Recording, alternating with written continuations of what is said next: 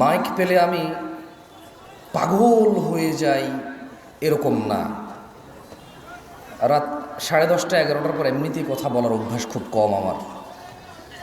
বিগত দিনগুলোতে যেগুলোতে আমি নিজে মাহফিল নিয়েছি শর্ত সাপেক্ষে 10:30 10টা শেষ হয়ে গেছে, কিন্তু এই ধরনের প্রোগ্রামে আপনারা যারা অভ্যস্ত অনেক রাত পর্যন্ত কথা শোনার, তাদের জন্য এটা হয়তো ঠিক আছে। আমি সেজন্য অনেক সময় বেশি রাত হলো কথা বলি। তবে এতটুকু আমি বুঝি যে অনেকক্ষণ কথা বললে অনেক কিছু হবে, অল্প কথা বললে কিছুই হবে না, এটা আমি বিশ্বাস করি না।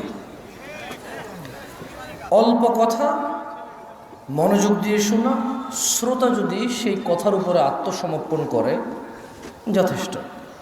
আমি অনেক বড় বড় বিদ্বান আলেম ওলামাকে বলতে শুনেছি, যদি কেউ সূরাতুল আসরের উপরে আমল করে তার যথেষ্ট। ওয়াল আসর ইন্নাল ইনসানা লাফি খুসর। এই যে পরের যে আয়াতটা ইল্লাল্লাযীনা আমানু, আল্লাহ সুবহানাহু ওয়া তাআলা বলছেন যে জমানার কসম। কিসের কসম? যুগের কসম। ইন্নাল ইনসানা লাফি খুসর, নিশ্চয়ই মানুষ ক্ষতিগ্রস্ত। ইল্লাল্লাযীনা আমানু, তারা ব্যতীত যারা ঈমান আনছে। ওয়া আমিলুস সালিহাত, যারা সৎকর্ম করেছে। ওয়া তাওয়াসাউ বিল হক ওয়া তাওয়াসাউ বিস সবর, যারা ধৈর্য ধরে ও সৎকর্ম সম্পাদন করে। এরা ব্যতীত সব মানুষ ক্ষতিগ্রস্ত। তাহলে মানুষ লাভবান হয়ে এই পৃথিবী থেকে যাবে, ঈমান লাগবে, ধৈর্য লাগবে এবং সৎকর্ম লাগবে। বলছে যে এটা হলেও ক্ষতিগ্রস্ত হবে না। সূরাতুল আসর অনেক ইনাফ। কেমন? যাই হোক, এখন প্রায় 11টা বাজে। আমি 30 থেকে 40 মিনিট কথা বলে যদি দেখি যে আপনাদের বিরক্ততা না আসে, চেষ্টা করবো আরও 2-10 মিনিট বাড়িয়ে বলার, অথবা এর ভিতরে শেষ করে দেওয়ার ইনশাআল্লাহ। আর আপনারা যদি একেবারে খুব তৃপ্তি সহকারে শোনেন, তাও আমি বেশিরভাগ সময় 35-40 মিনিটের বেশি বলতে আর পারি না, আমার আর জ্ঞান থাকে না, শেষ হয়ে যায় কথা। এটা আমি গত 8 বছর দেখছি যে 40 মিনিট বলার পরে বুঝি না যে আর কি বলবো, মানে আর কতক্ষণ বলবো। প্রশংসা কার? আসমান ও জমিনের মালিক কে? কে যিনি মৃতকে জীবিত করবেন, পুনরুত্থিত করবেন? কার কাছে মানুষের প্রত্যাবর্তন? কে যিনি মানুষের মায়ের গর্ভে সন্তান দান করেন? বৃষ্টি দান করে কে? কার কাছে আমাদের ফিরে যেতে হবে? আমাদের মধ্যে যে বন্ধুত্ব কামনা করে, আল্লাহ সুবহানাহু ওয়া তাআলা তার জন্য যথেষ্ট। যে হুজ্জতের প্রমাণ চায়, কোরআনুল কারীম তার জন্য যথেষ্ট। যে প্রাচুর্য কামনা করে, অল্পে তুষ্টি তার জন্য যথেষ্ট। যে উপদেশ চায়, মৃত্যুর স্মরণ তার জন্য যথেষ্ট। আর যার এগুলোতে কোনো কাজ হবে না, মহাপরাক্রমশালী আল্লাহ তার জন্য যথেষ্ট। হে আদমের সন্তানগণ, নফস তো দুনিয়ায় পড়ে রইল, মন তো দুনিয়ায় পড়ে আছে, অথচ এমন কোন জাতি নেই যে জাতিকে দুনিয়া একত্রিত করেছে এরপর তারা দুনিয়া থেকে বিদায় নেয়নি। দাম্ভিক অহংকারী কোথায় ওরা? যারা ধন সম্পদ সঞ্চিত করেছিল, ওরা এখন নেই, থাকতেও পারবে না। যারা বিশ্বাস স্থাপন করে এবং তাদের অন্তর আল্লাহর জিকির দ্বারা প্রশান্তি লাভ করে। হে তাওহীদ পন্থীগণ, কে একক? একক কে? কে একক? কে সর্বপ্রাপক? রহমান কে? করুণাময় কে? মহা অধিপতি কে? চিরপবিত্র কে? শান্তি বিধায়ক কে? কর্মনিয়ন্ত্রক কে? নিরাপত্তাকে দান করে সর্বনিয়ন্তাকে? মহাপরাক্রমশালী কে? কে মহামহিম? মহান স্রষ্টাকে? সর্বসৃষ্টিকর্তাকে? আল্লাহ। প্রজ্ঞাবান কে? কার কাছে ফিরে যাব? তাহলে প্রশংসা কার? ইবাদত কার? আইন কানুন কার? হারাম হালাল কে নির্ধারণ করবে? কার কাছে মাথা নত হবে? নিজেকে উজাড় করে দেব কার পথে?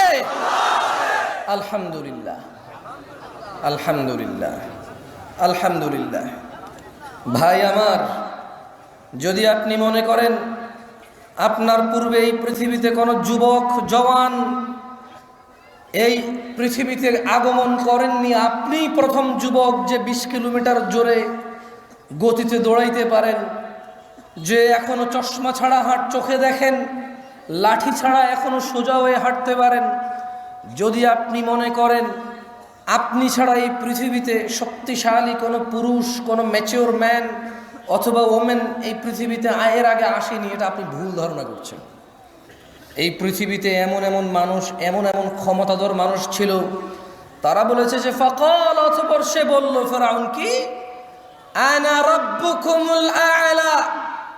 ভাবা যায় একজন মানুষ পৃথিবীতে কতটা ত্রাস বিস্তার করেছিল, কত স্বৈর শাসক ছিল, কতটা স্বৈরাচারিতা ছিল তার ভিতরে, কত তার দাপট আর ক্ষমতা, তার কথার দাপট তার কতটুকু চলতো, যে সে দেখলো যে তার উপর তো কেউ নাই, এবং সে বলে উঠল ফাকাল আনা রাব্বুকুমুল আ'লা। সে বলল আমি তোমাদের সবার উপরের রব। উনি একজন মানুষ ছিল, ফেরাউন। কি ছিল সে? কি ছিল? আপনার ক্ষমতা আছে এই জায়গার এমপি বলার, চেয়ারম্যান বলার ক্ষমতা আছে আপনার? বলতে পারবেন যে এই এলাকায় আমি অমুক কথা বলছি, কোন মায়ের বেটা কি করতে পারবি? আগামী 1 মিনিটের মধ্যে মার খেয়ে যাবেন। বলবেন যে তোরে থাপ্পড় দিছি, কি করবি কর। আপনি বলবেন যে আমি এই জায়গায় দাঁড়াইছি, কোন মায়ের বেড়া আছে বসাইতে পারে? আরেকজন এসে মুড়ে বলবে যে তোরে মুড়ে এলাম, তুই কি করতে পারি কর।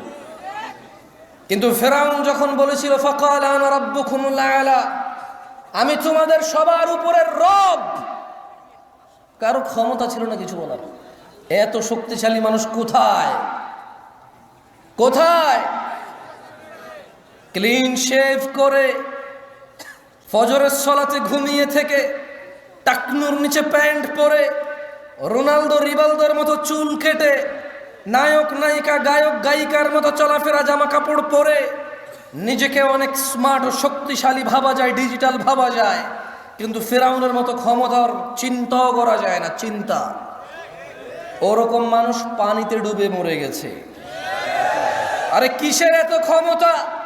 উষ্টা খেলে নখ ভেঙে যায়, গাড়ির নিচে পড়লে পিষে যেতে হয়, পানিতে পড়লে ডুবে যেতে হয়, ছাদ থেকে পড়লে দুমড়ে মুচড়ে যেতে হয়, আগুন লাগলে পুড়ে যেতে হয়। আমরা এত দুর্বল মানুষ, কিসের এত আমাদের ক্ষমতা?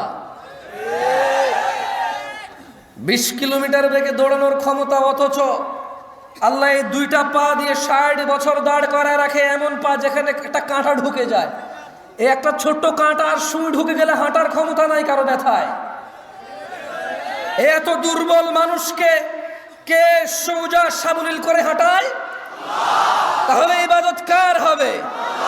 উনি সালাতে ডাকলে ঘুমায় থাকার ক্ষমতা ওনার বান্দাদের আছে। যারা ঘুমিয়ে থাকে তারা কি কৃতজ্ঞ নাকি অকৃতজ্ঞ? আল্লাহ সুবহানাহু ওয়া তাআলা কোরআনুল কারীমে বলছে, ইয়াউমা লা ইয়ানফাউ মালুন ওয়ালা বানুন, যেদিন ধন সম্পদ সন্তান সন্ততি কাজে আসবে না, ইল্লা মান আতাল্লাহা বিকলবিন সালিম, সেদিন শুধু উপকৃত হবে বিশুদ্ধ অন্তঃকরণ নিয়ে যে আল্লাহর কাছে যাবে। সিগারেট খোর, মদ খোর, জুয়ারি, নেশাড়ি, মারামারি করা লোক, দুর্নীতিবাজ, ঘুষখোর, সুদখোর, মিথ্যাবাদী, মিথ্যুক, নাচ গান করনেওয়ালা, এদের হৃদয় বিশুদ্ধ? নাকি 5 ওয়াক্ত সালাত আদায়কারী, সদা সত্যবাদী, আল্লাহ ভীরু, এদের হৃদয় বিশুদ্ধ? কার?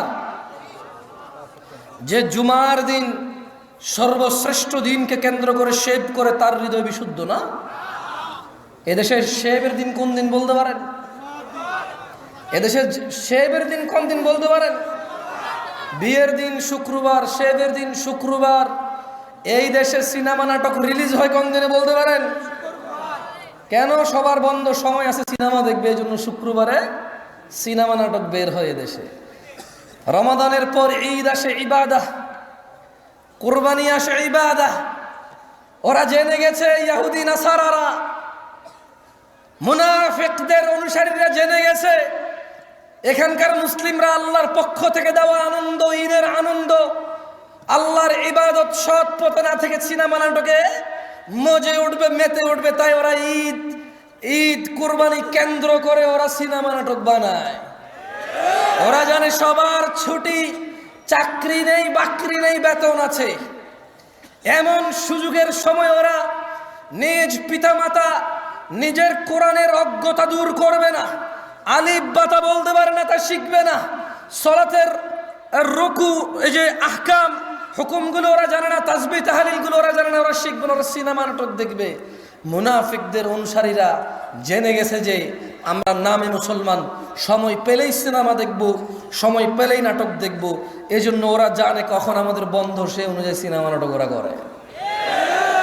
এ হচ্ছে আমাদের ইমেজ মুনাফিকদের অনুসারীদের, শয়তানদের অনুসারীদের কাছে। ওরা জেনে গেছে আমরা